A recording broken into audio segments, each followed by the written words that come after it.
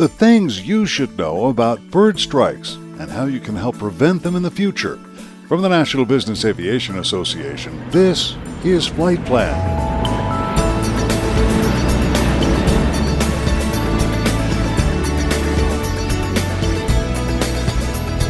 I'm Pete Combs with your trusted source for business aviation news. Bird strikes are a constant nemesis for business aviation operators, and Gary Cook, who heads up the NBAA Bird Strike Working Group, part of the association safety committee, says at some point in their career, every single pilot has encountered a bird strike, whether they know it or not. There are more than 14,000 strikes reported every year, and experts like Gary estimate that's only half the true number of bird strikes. Gary is also on the birdstrike.org committee, an active member of the FAA safety team, and is a founding member of the World Bird Strike Association. Gary, thanks for joining me here on NBAA's Flight Plan. Oh, my pleasure. My pleasure. What is the first thing I need to know about bird strikes? Right now is the tail end of the migratory season, where we see a significant increase in reported bird strikes, and that runs from August through October. And we see probably a 20 to 30% increase month over month than the other months. But the most important thing pilots can do is, if they do have a bird strike, is to report it. And that involves getting online and filling out a FAA Form 5400. But the easiest thing you can do is just Google, how do I report a bird strike? And it'll take you right to the website, the FAA website. That's important. Why? It's risk management. And the first thing in risk management, the first principle, is to identify the hazard. Then you can mitigate the risk. And if you don't know what the hazard is, then you can't mitigate the risk.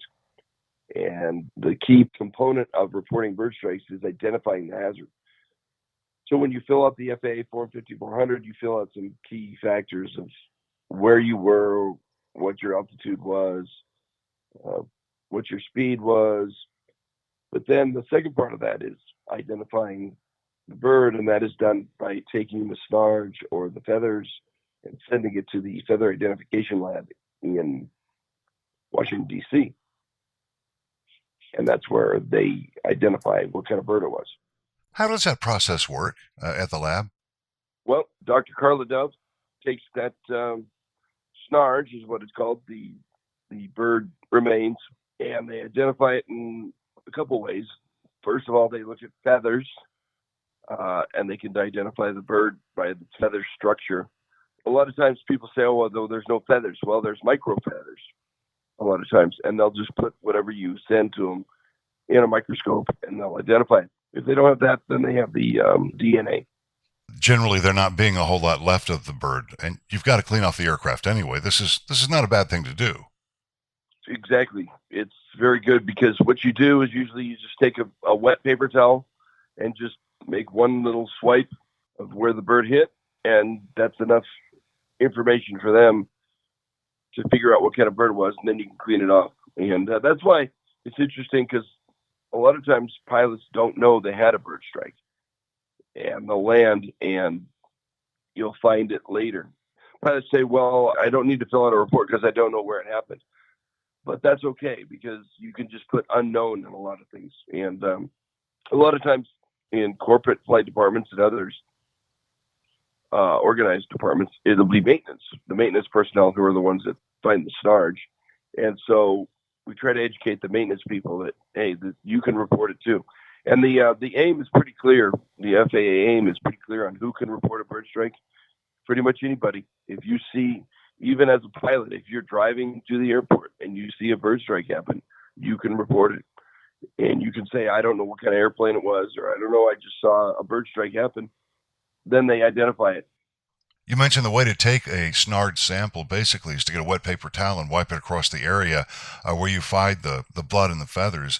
Do you need to treat that paper towel in any way, or do you need to not use any sort of a cleaning fluid when you do that? You can use alcohol, but an alcohol wipe, but it's best to just take a wet paper towel, because the alcohol tends to kill the DNA. So just a wet paper towel, just get what you can and put it in a plastic bag and then send it in. And what I like to do, I write with a Sharpie plastic bag the report number I print out a copy of the report that I filled out, and I mail them both into the Smithsonian Institution. And the Smithsonian Institution Feather Identification Lab in Washington, D.C. is where you send it. And it's all outlined in the FAA website on how to report a bird strike. Pilots are going to say, or some might argue, that, hey, man, that's a lot of trouble, but there's a real reason for this. And you said it was risk mitigation, but it's not just your own risk mitigation. True, it's for everybody. And it's interesting, Peter, you say that because up at Oshkosh, we have a bird strike booth where the Bird Strike Committee USA hosts a booth up there. Inevitably, all the pilots come up and they tell their stories about, well, I had a bird strike. And then our first question is, well, did you report it? And a lot of times they'll say, well, it's up at my grass strip. Nobody really knows anybody. It's not really an airport. And then we explain that, look, if you identify a bird at your grass strip in upstate Wisconsin, say it's a black starling that we haven't seen for quite a while, and then over in Minnesota, they identify a black starling, and then say at Minneapolis, the airport has 4 black starling strikes, then we see a pattern here. And then the airports in the area can develop mitigation plans for the black starling. Now, obviously, these management plans that these airports develop are geared more towards the larger birds, which are the higher risk, but the small birds can be a problem if they are in large flocks too. So that's what airports do, is they develop these management plans on how to manage the risk. And in fact, you did that with a snowy owl. Yes, actually, there was a high profile case a few years ago where the snowy owls, their population exploded. They are territorial, so they tended to move south. Well, we saw snowy owls in places that we've never seen before, even like down in Georgia and South Carolina. But snowy owls, their behavior, they like airports because airports are open. They're usually large fields. They're usually some mice. They love to eat mice. And they can sit on the signs or areas, and they really aren't bothered by airplanes. And so they like to take up at airports. Well, what happened in New York was they had to depredate a snowy owl for the aviation safety because it was threatening the operations at Kennedy. And it made the headlines. Well, what the press failed to mention was that the day before, a Delta MD-80 had struck a snowy owl at LaGuardia, and the day before that, a United 76 had struck a snowy owl at Kennedy. Depredation is the last resort. You know, we have many, many things that airports do to keep these hazards away from these airports. It's depredation is the last resort. And usually it's identifying, okay, well, why is the snowy owl here in the first place? And the reason was because the habitat had been limited. Their populations exploded. What are they feeding on? Well, they're feeding on the mice. Well, if we get rid of the mice, then we'll get rid of the snowy owl. So it's kind of a cat and mouse game, so to say. Well played, Mr. Cook. Well played. What's the second thing that we should put on our list of 3 things to know about bird strikes? Well, I guess to steal from the TSA, if you see something, say something. And the often mentioned use caution birds in vicinity on the ATIS, which to me is not a very effective way of warning pilots of a hazard, is that if you're on approach or taxiing out or on departure and you see some wildlife, let air traffic control know. And what I usually do is identify it via PIREP. So, for example, say I'm on 3 mile final at 1,000 feet and I see a flock of geese, say 500 feet below me, I'll say, Tower, this is November 566, PIREP. I see a flock of geese below me to the north moving south. And then how they have a PIREP, they have to warn other pilots. Now, you can just say, hey, Tower, there's a flock of geese here, but if it's not a PIREP, they are not obligated to report that hazard to other airplanes. So I recommend that you do use PIREPs. Now, if you're in an uncontrolled airfield, what I suggest is if you're on Unicom, just go ahead and mention with your position reports, or even if you're taxiing out. If you're taxiing out, just mention, hey, I noticed a couple deer 3/4 of a mile away over the hill or something. But at least you identify that this hazard is around so pilots can start thinking in that mode. On the other hand, you also want to see something done by ATC with that information. Yes, that's correct.